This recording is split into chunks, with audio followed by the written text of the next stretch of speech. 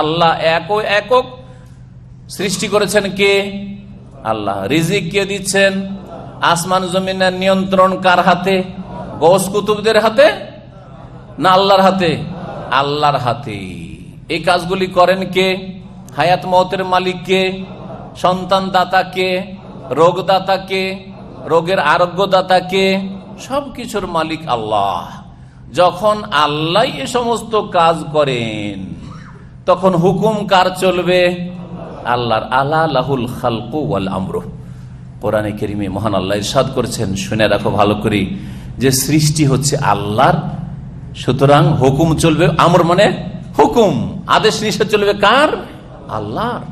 আল্লাহ এবং রসুলের দিকে এসো, আল্লাহ এবং রসুলের দিকে আসতে হবে। আল্লাহর দিকে আসা কেমন করে হবে এবং রাসূল সাল্লাল্লাহু আলাইহি ওয়াসাল্লামের দিকে আসা কেমন করে হইতে হবে? কয়েকটি দিক বললি, এমনি ভেঙে ভেঙে একটা করে বললে জীবনের প্রত্যেকটি আমলকে একটা করে ভেঙে ভেঙে বলতে হয়, কিন্তু মোটামুটি কয়েকটা পয়েন্টের, 4-5টা পয়েন্টের মাধ্যমে আপনাদেরকে গাইডলাইন দেব যে আল্লাহ এবং রসুলের দিকে কেমন করে অগ্রসর হবে, আল্লাহ এবং রসুলের দিকে কেমন করে অগ্রসর হবে। প্রথম একজন মুসলিম আল্লাহর দিকে আসবে আল্লাহর তৌহিদের মাধ্যমে। কিসের মাধ্যমে? তৌহিদ। তৌহিদ মানে আল্লাহর একত্ব। তৌহিদ মানে কি? আল্লাহর একত্ব। আল্লাহ এক ও একক, তার কোনো শরীক নেই। দুই আল্লাহ নেই, শুধু জাতের ক্ষেত্রে আল্লাহর গুণের মতো কারো গুণ নেই, আল্লাহর কাজের মতো কারো কাজ নেই, আল্লাহর ইবাদতে কেউ শরীক নেই। সবগুলি তৌহিদে উল আসমা ও সিফাত, আর তৌহিদে রুবুবিয়ত, আর তৌহিদে ইবাদত বা তৌহিদে উলুহিয়ত, সমস্ত ক্ষেত্রে আল্লাহর একত্ব প্রতিষ্ঠা করবেন। আল্লাহ একক সৃষ্টি করেছেন কে? আল্লাহ। রিজিক কে দিচ্ছেন? আসমান জমিনের নিয়ন্ত্রণ কার হাতে? গৌস কুতুবদের হাতে না আল্লাহর হাতে? আল্লাহর হাতে। এই কাজগুলি করেন কে? হায়াত মওতের মালিক কে? সন্তান দাতা কে? রোগ দাতা কে? রোগের আরোগ্য দাতা কে? সবকিছুর মালিক আল্লাহ। যখন আল্লাহ এ সমস্ত কাজ করেন তখন হুকুম কার চলবে? আল্লাহর। আলা লাহুল খালকু ওয়াল আমরু।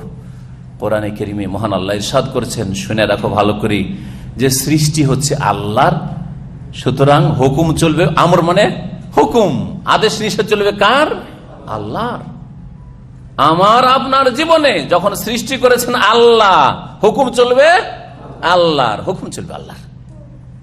আপনাকে আল্লাহ সৃষ্টি করেছেন, আপনাকে আল্লাহ নিয়ামত দিয়েছেন, আল্লাহ আপনাকে কথা বলার সুযোগ দিয়েছেন, আল্লাহ আপনাকে চলাফেরার সুযোগ দিয়েছেন, আল্লাহ আপনাকে পাগল না করে আপনাকে জ্ঞান বিবেক বুদ্ধি দিয়েছেন। সুতরাং এই জ্ঞানের ভিত্তিতে আল্লাহ শরীয়তের দায়িত্ব তাকলিফ আপনার উপর চাপিয়েছেন।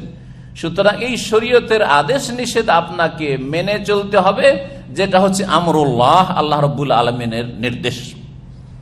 আলা লাহুল খালকু ওয়াল আমর। তৌহিদ ঠিক করতে হবে জীবনের প্রতিটি ক্ষেত্রে। তৌহিদ যদি ঠিক করতে হয় তো তৌহিদের বিপরীত হচ্ছে শিরক।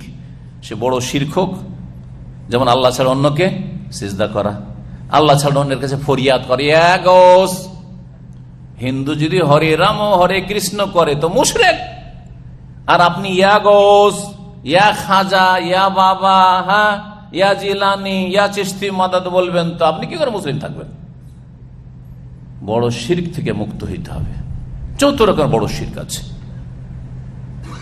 যেমন জিনকে ডাকলে মুশরিক, তেমন আল্লাহর সবচেয়ে বড় নেক বান্দাকে ডাকলে মুশরিক। কেউ যদি মাদাদ ইয়া রাসূল আল্লাহ, হে আল্লাহ রসুল সাহায্য করেন, রাসূলুল্লাহ সাল্লাল্লাহু আলাইহি ওয়াসাল্লাম সাহায্য করবেন, আল্লাহ সাহায্য করবেন? আল্লাহ সাহায্য করবেন। রাসূলুল্লাহ সাল্লাল্লাহু আলাইহি ওয়াসাল্লাম যদি বেঁচে থাকতেন, জীবদ্দশায় থাকতেন, আর আপনার চোখের সামনে আছেন, আর আপনার ডাক শুনছেন, আর যেই কাজটি আপনি হেল্প চাইছেন সেটা তিনি করতে পারবেন, তাহলে অসুবিধা ছিল না, ঠিক কিনা? যেমন ভাই আপনার কাছে আমি পানি, এখানে টেবিলে পানি নেই, আমাকে লেগেছে পিপাসা, ভাই পানি দেন তো, আপনার কাছে চাইলাম, চাওয়া যাবে না? যাবে না? পানি এনে দিতে পারবেন আপনি যেখান থেকে হোক, ঠিক না? কিন্তু আপনাকে যদি বলি যে ভাই আমাকে এক্ষুনি এমার্জেন্সি 1 মিনিটের মধ্যে আল্লাহর রাস্তায় দাম্মাম পৌঁছে দেন তো আমার বাসায়, পারবেন? আপনিও পারবেন না, আমিও পারবো না। কে পারবে? একমাত্র আল্লাহ। নবী পারবেন? ইয়া রাসূলুল্লাহ, আমি এশার নামাজ পড়লাম খাবজিতে, ফজরটা আমাকে মক্কায় পড়িয়ে দাও, মদিনা পড়িয়ে দাও। কে পারবে? আল্লাহ ছাড়া কেউ পারবে? রসুল পারবেন? জিলানী চিশতি পারবে? তাহলে এই যে পীরদের জীবনীতে, তাদের বই পুস্তকে কিচ্ছা কাহিনী, অমুক ওলিয়ে কামেল আসর পড়তেন মদিনায়, মাগরিব পড়তেন কোথায়? মক্কায়। আবার মাগরিব পড়তেন কেউ, আবার মাগরিব পড়লেন মক্কায়, আর এর সাথে এসে হাজির মদিনায়। সুবহানাল্লাহ, আশ্চর্য কথা। আর আমাদের দেশের মূর্খ মানুষ এসব কিচ্ছা কাহিনীর নামে ধর্মকর্ম শুনে শুধু সুবহানাল্লাহ পড়তে থাকে, সুবহানাল্লাহ পড়তে থাকে, জানে না যে ঈমান হারিয়ে দিলাম, কি করলাম আমি। আজকালকার যুগেও যদি আসে, তারপরে তো একটা সময় লাগে, বলছে চোখ বন্ধ করতে করতে কোথাতে কোথায় হাজির। শুধু এই না মক্কার মদিনার না, চোখটা বন্ধ করেছে আরো সে যে হাজিরও পাগলা। এমন আল্লাহর পাগলা পাগলা এমন পাগল হয়েছে যে আরো সে যে হাজির ও নেই, আর খোঁজ খবর দুনিয়াতে। এগুলোই ধর্ম না? এগুলো ধর্ম না, গোমরাহ করে রেখেছে আপনাদেরকে, তৌহিদকে নষ্ট করে দিয়েছে। সুতরাং নামাজ রোজা করে জান্নাত পাওয়া যাবে না তৌহিদ ছাড়া। আল্লাহর দিকে পালাইতে হবে তৌহিদ কায়েম করার জন্য, আল্লাহর দিকে পালাইতে হবে শিরক থেকে রক্ষা পাওয়ার জন্য। শিরকে ছেড়ে পালাই, শিরক তাড়া করে আসছে, কুফরি তাড়া করে আসছে, নাস্তিকতা তাড়া করে আসছে, বেদিনী বিধর্মিতা তাড়া করে আসছে। সমাজ, দেশ, জাতির সিংহভাগ বেদিন, কেউ নাস্তিক হয়ে গেছে, কেউ মুশরিক হয়ে গেছে, কেউ মাজারি হয়ে গেছে, কেউ দুর্গা পূজা করছে, কেউ দরগার পূজা করছে, কেউ গায়রুল্লাহর কাছে চাইছে। আপনি আল্লাহর দিকে পালান, ফাফিরু ইলাল্লাহ, ছুটেন আল্লাহর দিকে তৌহিদ কায়েম করার জন্য। আল্লাহর তৌহিদ কায়েম করতে হবে, ছোট শিরক থেকেও বাঁচতে হবে। ছোট শিরক ইসলাম থেকে খারিজ না হইলেও কাবিরা গুনাহ হয়।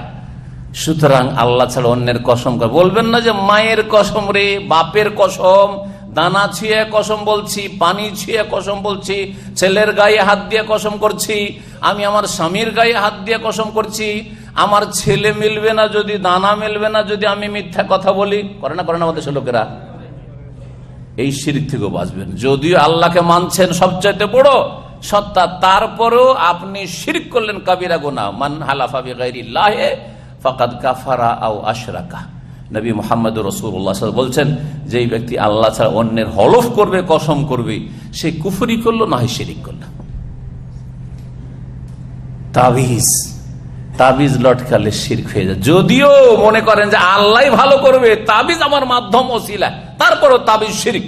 কারণ প্রিয় নবী মুহাম্মদ রাসূলুল্লাহ সাল্লাল্লাহু আলাইহি ওয়াসাল্লাম বলেছেন, আত-তামাইমু শিরকুন, তাবিজ হচ্ছে শিরক, তাবিজ লটকানো হচ্ছে শিরক। তাবিজ লটকালে আল্লাহর সাহায্য দূরে সরে যায়। মান তাআল্লাকা তামিমাতান ফাকাদ উকিলা ইলাইহি। সুতরাং আল্লাহর দিকে পালাবেন তাবিজ থেকে, তাবিজ থেকে পালাবেন, সেহের জাদুটোনা থেকে পালাবেন। সমস্ত রকমের বড় ছোট শিরক যত হইতে পারে সমস্ত শিরককে পরিত্যাগ করে শিরকের অনিষ্ট থেকে রক্ষা পাওয়ার জন্য, শিরক চিরকাল জাহান্নামী বানিয়ে দেবে, ইসলাম থেকে খারিজ করে দিবে, সুতরাং সর্বনাশ করে দেবে সমস্ত আমলকে। তাই আল্লাহর দিকে পালায়ন করেন তার তৌহিদ কায়েম করার মাধ্যমে। আল্লাহ যেন তৌহিদ বুঝার তৌফিক দান করেন এবং সমস্ত রকমের ছোট বড় শিরক থেকে আমাদেরকে বেঁচে থাকার তৌফিক দান করেন। এটা একটা হচ্ছে আল্লাহর দিকে দৌড় দেওয়া, আল্লাহর দিকে ঝাঁপ দেওয়া, আল্লাহর দিকে অগ্রসর হওয়া।